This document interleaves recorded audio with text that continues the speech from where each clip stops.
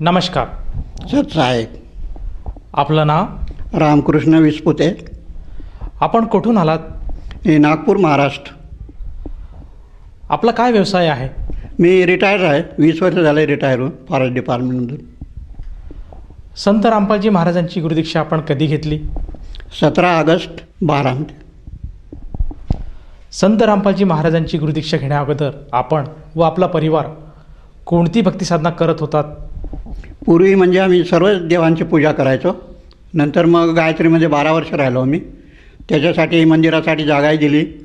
7,000 square foot मंदिरही बांधलं.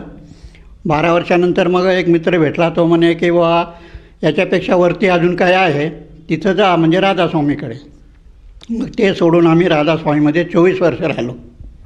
Sir, जसं तुम्ही सांगत आहात की तुम्ही जी महाराष्ट्रामध्ये प्रचलित भक्तिसाधना आहे, जसे की देवीदेवतांची पूजा करणे, ही भक्तिसाधना तुम्ही करत होतात. त्यानंतर तुम्ही गायत्री परिवाराशी जोडले गेलेत. तर गायत्री परिवारामध्ये आपल्याला काय भक्तिविधी सांगितली? गायत्री परिवारामध्ये मंत्र दिला होता. ओम भूर्भुवः तत्सवितुर्वरेण्यं भर्गो देवस्य धीमहि धियो यो नः प्रचोदयात्, हा मंत्र दिला होता. हा मंत्र रोज कमीत कमी 1 माळ, 5 माळ, 21 माळ करायचा. त्याच्यानंतर आम्ही मग त्याची भक्ती करत होतो. दसऱ्याला दिवा लावायचा, तुपाचा दिवा लावून मग माळा करायचे. जेवताना काहीच खायचं नाही, नुसतं फळ, नुसतं दूध याच्यावर राहायचं आम्ही 9 दिवस. पण त्याच्यापासून आम्हाला काहीच फायदा झाला नाही. मला काहीच नाही. उलट्या जास्त बिमाऱ्या झाल्या आम्हाला, म्हणजे पत्नीलाही झाले, मलाही झाले. नंतर मग म्हटलं आता याच्यापेक्षा वरती आहे त्याच्याकडे जावं. तर मग आम्ही राधास्वामीकडे गेलो. मग एक मित्र भेटला आमचा. तर बुवा तुम्ही राधास्वामीकडे या, सर्व ठीक होऊन जाईल म्हणे. मग 1988 पासून राधास्वामीमध्ये गेलो आम्ही. राधास्वामीमध्ये आम्ही 24 वर्ष राहिलो. 88 ते 2011पर्यंत 24 वर्ष साधना केल्यानंतर आम्ही पाठ वगैरे करायचो. पुन्हा प्रत्येक तेव्हारालाही ते राधास्वामीमध्ये करायचे भक्ती. याची पूजा करा, याची पूजा, तेही करायचं आम्ही. पण त्याच्यापासून आम्हाला सकाळ संध्याकाळ बुवा तुम्ही ध्यान धरा 2 घंटे 2.5 घंटे, म्हणजे तुम्हाला फायदा होईल.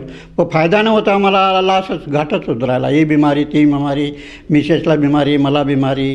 याच्या बिमारीमुळे आम्ही त्रस्त झालो होतो. डॉक्टरकडे महिन्यातून 2-3 वेळा भरती व्हायचं, हे व्हायचं, पण त्याच्याकडनं काहीच फायदा झाला नाही. मग माझी मुलगी आजारी पडली, कॅन्सरने आजारी पडली.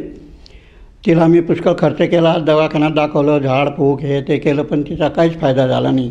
तिने म्हटलं की 30/11/11ला सकाळी मला म्हटलं की मी आज जाईल बाबा.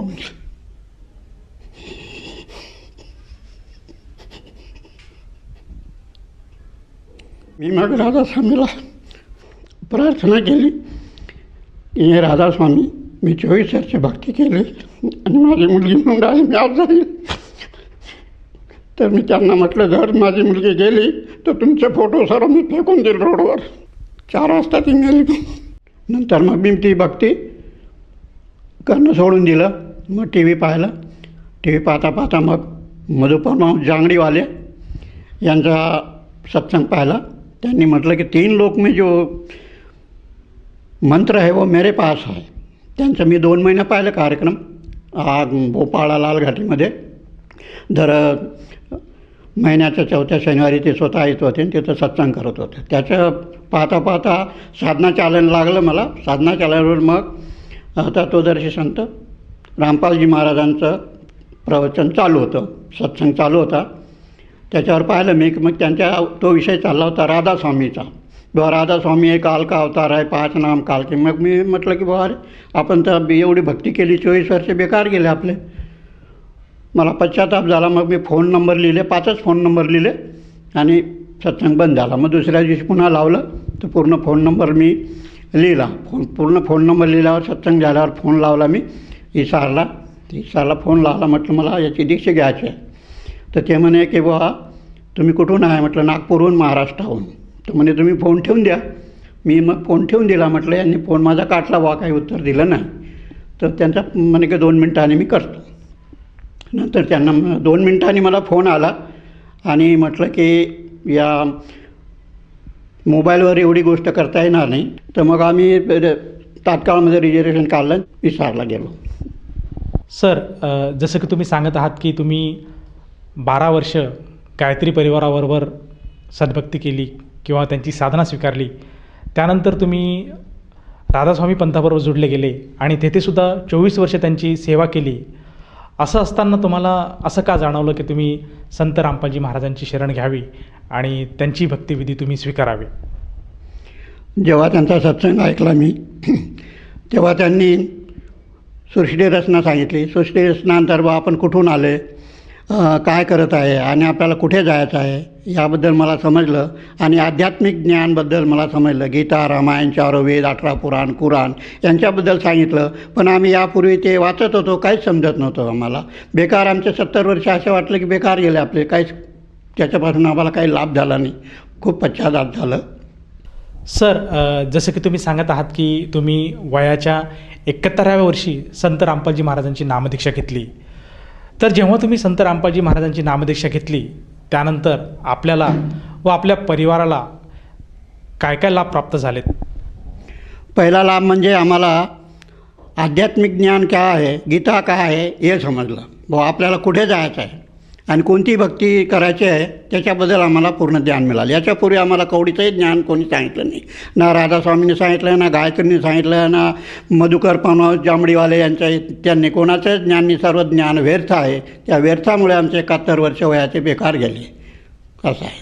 म्हणून आमचे मग गुरुजींचं सत्संग ऐकले, इसाला जाऊन ऐकलं. त्या ज्ञानामुळे आम्हाला खूप फायदे झाले. त्याच्यामुळे आमचं अल्सरची बिमारी होती. त्याचे डॉक्टरनी म्हटलं की तुम्हाला मरेपर्यंत औषध घ्यावं लागेल.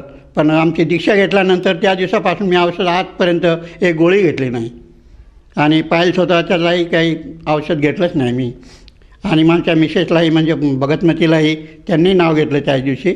त्यांच्याही बिमारी होत्या त्याही संपल्या. मुलीची बिमारी होती ते झाली आणि मुलगी आमची एक वारली कॅन्सरने. तिचा 5 वर्षाचा मुलगा होता, त्यांनी दीक्षा घेतली. संत रामपालजी महाराजांची दीक्षा घेतल्यानंतर तब्येत छान झाली. तेव्हापासून आम्हाला काहीच बिमारी नाही, सर्व ठीक आहे. हे ज्ञान आम्हाला खूप पटलं. कारण या ज्ञान म्हणजे असं आहे, गीता, रामायण, 4 वेद, कुराण, बायबल याच्यावरून सांगितलं की भगवान कोण आहे, गॉड कोण आहे. कबीर इज गॉड म्हणून हे आले आहे आपल्या इसारला कबीर साहेब, म्हणून त्यांची भक्ती आम्हाला फार आवडली. सर, जे आज आपल्याला श्रोता बघत आहात त्यांना आपण काय संदेश किंवा काय उपदेश कराल?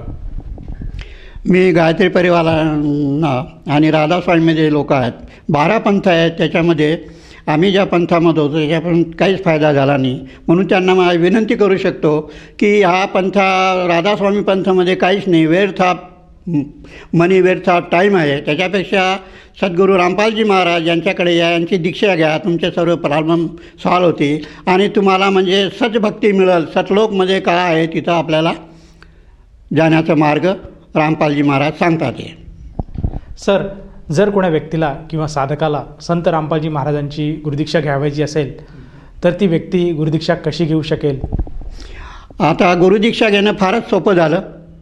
गुरुदीक्षा घ्यायची झाली सद्गुरू रामपालजी महाराजांची. पूर्वी आम्ही इसारला जायचो, पण आता तुमच्या दारामध्ये आली आहे ही दीक्षा. पट्टी चालते टी व्हीच्या खाली, तिथं फोन नंबर येतात आणि फोन लावून विचारू शकतात. जोही प्रश्न असेल तर त्यांना विचारू शकतात. पुन्हा पुस्तकं आहेत, ज्ञानगंगा आणि 13 चॅनलवर त्यांचा सत्संग येत आहे, पहा. तो पाहिल्यानंतर तुम्हाला समजेल की हे ज्ञान का आहे. बाकी सर्व थोतांड आहे, काहीच नाही दुनियामध्ये. सर, ही जी संत रामपालजी महाराजांची गुरुदीक्षा आहे, या गुरुदीक्षेसाठी किती खर्च येतो? दीक्षा घेण्यासाठी एक खर्चही नाही, एक पैसाही खर्च नाही येत. आमचे रामपालजी महाराज सर्व साहित्य देतात, पुस्तकं, माळा आहे, सर्व देतात. धन्यवाद. सत साई.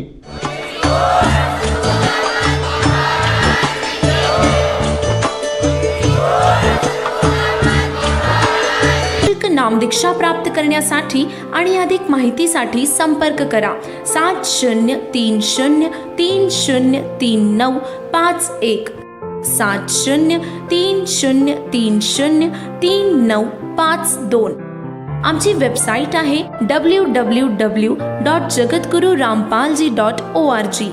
सर्व पवित्र धर्मांच्या पवित्र शास्त्रांवर आधारित प्रमाणित अनमोल पुस्तक ज्ञानगंगा किंवा जगण्याचा मार्ग यापैकी कोणतेही एक पुस्तक निशुल्क मागविण्यासाठी आम्हाला आपले पूर्ण नाव, पूर्ण पत्ता, पिनकोड सहित आणि फोन नंबर लिहून 7030303951 7030303952 या नंबरावर SMS करू शकता किंवा आम्हाला 7030303950 या नंबरावर व्हॉट्सअप देखील करू शकता.